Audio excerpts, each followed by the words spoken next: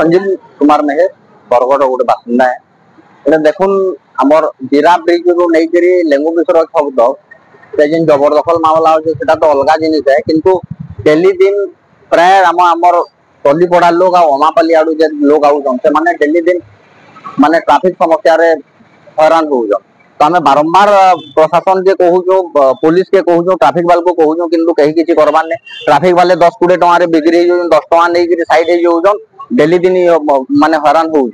तो से लगी आज जिते आम आसिक देखलु इन बहुत भीड़ भाड़ थे आम पे निजे बाहरिकी रास्ता रोक करूँ तार अधा घंटा घंटे गलापर पुलिस आईएससी आमर टाउन आईएससी आईते